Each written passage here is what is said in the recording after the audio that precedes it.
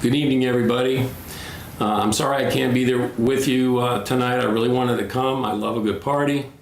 But Hurricane Irma, the strongest storm the Atlantic has ever produced, is going to hit Florida, turn north, and coming right at me. So I got a lot I got to do around here.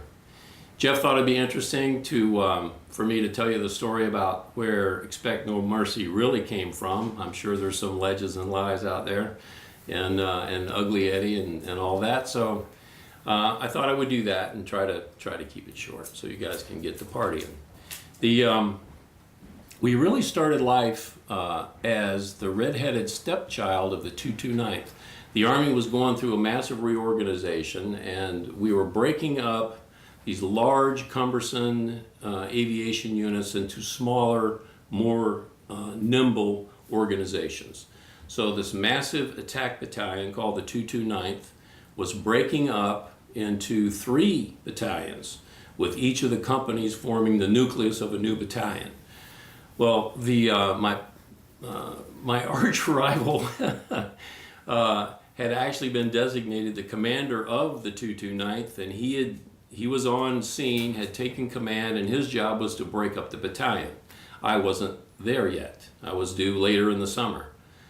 As you might imagine, he kept the battalion headquarters, most of the vehicles, handpicked his staff and his commanders, and left the leftovers and rejects to me. So when I showed up later in the summer, I got handed half a battalion. We had all our helicopters, but not all our other equipment. We had to form a maintenance company. We didn't have all our tools or anything. And I got handed this band of reject guys. People like Dick Cody, who was a major that nobody wanted.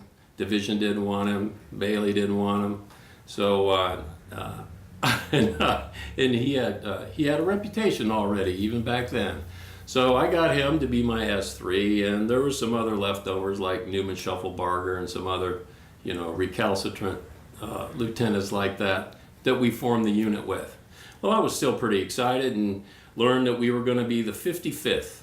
So I sent off to the Institute of Heraldry to find out, what that looked like, what our lineage and honors were, and finally got that packet in, assembled my motley crew, opened it up, and said, all right, here's our history. The 55th was formed at Fort Hood, Texas, as a Huey battalion, existed for 5 months and was deactivated because the Vietnam War was winding down.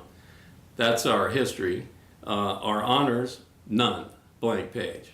So I went, guys, this is not going to do. We're in the famous 101st.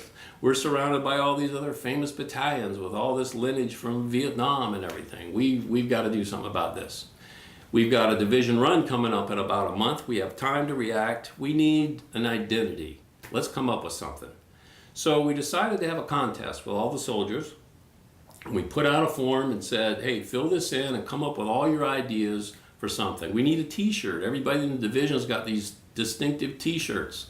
They're things like no slack, right? Which we really like, those black t-shirts with no slack on there. So that's the kind of, we're an attack helicopter company. We want to be badass, right? We need something here. So everybody filled out their forms and came up with their ideas, and we formed a little committee, and we sat down and we're going through these things, and there's, Wings of Victory, which was on our crest. Well, okay, there was the Fighting 55th. I went, yeah, that's a joke. The 55th never fought anybody. So halfway through the stack, we opened the next form, and there it is, Expect No Mercy. That was it. We all just dropped our papers and said, we have a winner. It just automatic. It just hit us. So now we needed something to go with Expect No Mercy. And we had a discussion about Expect No Mercy. So, what does that really mean? Should it be show no mercy, this, that? No. We reserve the right to show mercy. Just don't expect any. When we show up, expect to get your ass kicked. Expect no mercy. So that was it. I mean, we were all totally in love with it. Then one of our soldiers, who was a great airbrush artist, walks in with the sketch of Ugly Eddie. And I mean, that was another automatic. Okay, get these things to the t-shirt guys, get our stuff, get our license plates, we'll unveil this at the division run. Well, I don't know if they still do it the same way, but we used to have these division runs where every unit ran past every other unit in the division before you broke up and took the rest of the day off. It was really cool because as you ran by all the rest of the units in the division, you found out whether they liked you, they either booed you, cheered you, or paid you no mind. And you knew how you stood amongst your comrades in arms. So it was really kind of a cool deal. Well, when we came down the street with "Expect No Mercy" on our t-shirts and whatnot, we were being cheered loudly. The infantry guys really loved it. We had also started to get off and get out in the division looking for training opportunities. So people didn't really know 55th, what this was about, but our sister battalion, or the battalion we were born out of, the 229th, their commander had this penchant for lecturing the infantry guys on how they didn't know how to use attack helicopters properly, and let me tell you how it's supposed to be done and all that. And he just wasn't that popular a guy in their unit. Well, I sent Dick out to see the brigades and go find us some training opportunities.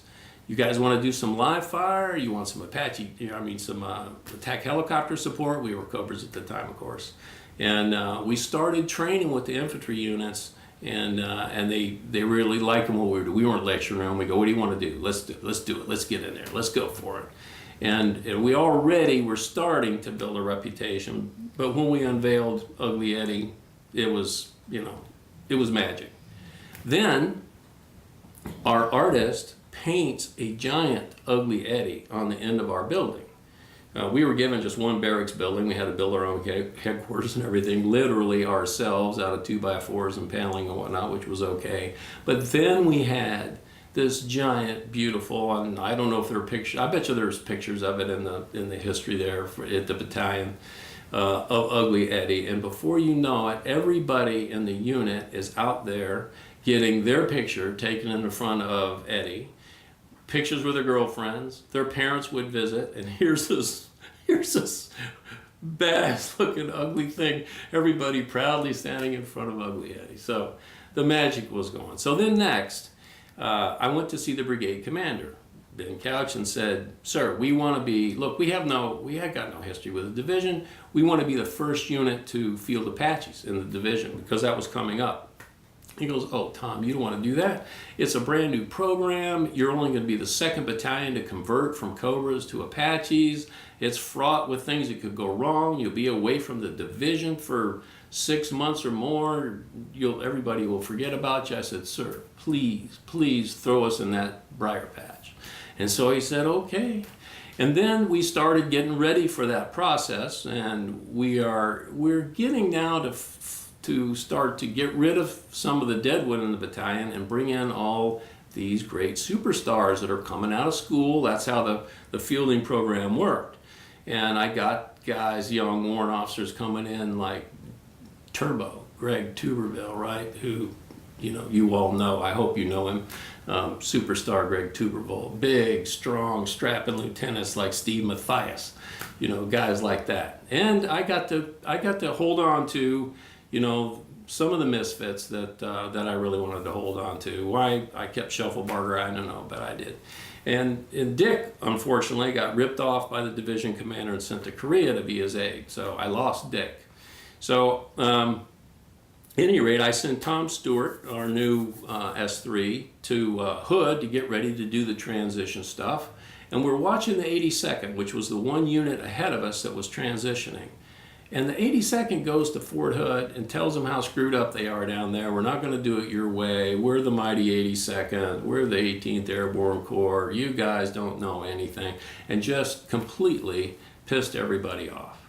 Well, I looked at Tom. I said, "This is not the way to go about this. You're not, we're not going to do this. You go down there, you make friends with everybody. You make friends with range control. You make friends with all the guys in Apache Training Brigade. You find out what it is they want done, what the standards are and whatnot, and you let them know we're not going to pull that crap. We're going to come down there and we're going to set the standard." And we took our big Ugly Eddie sign off the hangar, took it with us, established ourselves at Fort Hood, and set the standard. You guys know the drill there. We were fortunate enough as we were going through Apache transition, I was short some IPs. Of course, we're all going through school together. I mean, my IPs and everything, we got about 0 time in an Apache to include the IP. So I was needing some experience and ran into this W2 down there that was an IP in my flight, actually, by the name of Tom Drew. I find out Tom, his wife's from Clarksville. He'd been at Fort Campbell before. His dad had actually been one of the famous commanders, company commanders in the 229th back in the day. I said, Tom, you want to come with us? He goes, sign me up. So I said, you may not get me out of here. I've only been here a short time. At any rate, I pulled all the strings and levers and everything, got Tom in, senior W2, made him the SIP of the battalion. And of course, you all know the story of Tom Drew. What a hero. So we were off and running, set the standard at Fort Hood. And in the process of all this, the Army's redesignating units once again and going to a regimental system to try to keep the famous, heritage of all these battalions rather than things like the 55th, which had no nice history at all, no battle streamers or anything like that. And so we were everybody in our division is going to be in the 101st Aviation Regiment 1 through 9. And since we were the lowest number, 5-5, and others were the 158, the 101, etc., we got to be first of the 101st. Touchdown! Really pissed off all the other battalion commanders because, hey, who are these guys? So not only do we have now Expect No Mercy, Ugly Eddie, we're now first of the 101st. We set Fort Hood on fire. We come back to Fort Campbell, and we weren't forgotten, right? Fort Campbell, we're getting all these glowing reports about their guys down there doing so great at Fort Hood. Our division commander, Teddy Allen, who was an aviator himself, comes and meets us as we're coming home, land between the lakes, jumps in the front seat of Tom Drew's Apache and helps us buzz the flagpole and make our triumphant return. And then, of course, we're the only Apaches in the division, and everyone wanted to train with us, just us. So that's the story of how we got going. Turned a bunch of misfits into the famous first of the 101st, Expect No Mercy, which you guys have only built on and built on and built on. I was lucky enough to get to command the battalion for 3 years.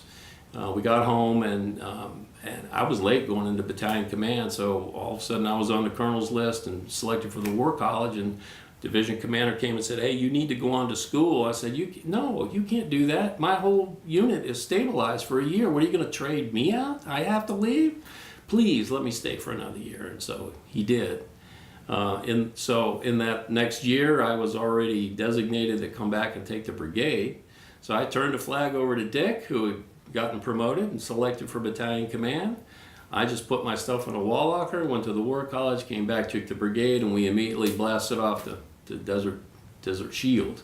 And you guys know the story there. You guys have only built on our reputation that we got started. I couldn't be prouder. I mean, that's all I ever wanted to be, was a battalion commander, and to have it continue to have this reputation, continue to do all these great things is fantastic. I mean, for me, it's amazing. But listen, the things are bad out there today in the world. I can't think, it wasn't like that when we first started the battalion. The wall hadn't come down yet. It came down when I was at the War College, and then with the beginning of Desert Shield and Desert Storm, the world started to go to hell, and it's only gotten worse. It looks like now, we got Tom over there in Korea trying to keep the lid on things. That's not looking good. We're going to have to do something with Iran one of these days. We're going to need you. The country's going to need you. So keep it up. And just let them know. Expect no mercy.